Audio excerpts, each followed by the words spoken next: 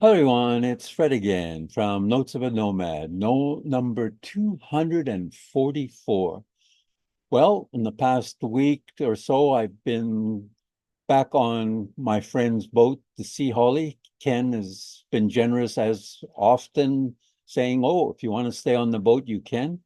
And being the minimalist that I am, I didn't have a place to stay, so the boat is where I'm back on. As you know, or if you've watched my videos during COVID, I spent a lot of time on the Sea Holly. And it is currently, and its home is in the marina in Ladysmith. So this is a picture of the marina. There's a lot of boathouses, and there's what I would call a bunch of boats. I'm sure there's a better naval term for it than what I'm calling it. And you'll find the Sea Holly is on the Ladysmith Marina, tucked in between many other boats. That's what it looks like, and from the dock. And then if you go to the back of the Sea Holly, you'll see boats behind it on another dock. So it's got hundreds of boats in this marina. Uh, Last week, Ken and I went once again to Ganges on Salt Spring Island, spent a couple days there. It's always been my favorite place. Have a barbecue or have some meals uh, on the boat. This was the sunrise, and the sun was coming up, and early one morning, the one of the float planes was going past to collect up some passengers. So always enjoy seeing the float planes as well in Ganges Harbor. Uh, when we got back, Ken had to sort of put the Sea Holly to bed. He went into the engine compartment, changed the oil, etc., did a couple things to make sure that it was good for the winter. And at 81 years old, I don't think many people, including me, could climb into the engine compartment and crawl around doing all the tasks that he was doing. So there's a picture of Ken. And this is what the Sea Holly looks like from inside.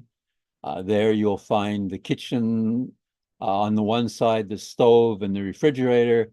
And here's the Concept 2 rowing machine in between it, just fits so I can do my rowing. And this is the table. So that's what it looks like from inside the Sea Holly. This past weekend was a Thanksgiving, and spent the Thanksgiving dinner with seven of us. And it was wonderful to spend time with friends. And also, the food was delicious. And one of the ladies brought some cards which says, "I'm thankful for." And then each of us wrote two cards, what we're thankful for. And then we had to guess who wrote that. And sometimes it was easy to guess who wrote it, and other times it was a challenge. Uh, the most popular one was two of us said friends. Myself and Steve said we're thankful for friends. My other card, I said I'm thankful for being a Canadian and living in Canada. To me, I feel very, very thankful for that. So it was a wonderful couple of weeks with this being on the Sea Holly and Thanksgiving. I feel very grateful.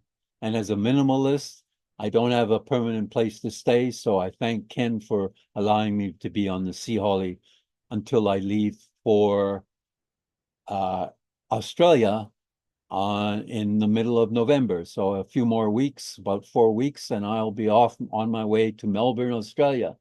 Can't take my rowing machine, but there's a gym there which I use often. So with that, I'll say adios, au revoir. Hopefully you had a good Thanksgiving if you're in Canada. And anyway, be thankful for your family, your friends, and where you live as well. So until next time, bye for now from Fred and Notes of a Nomad.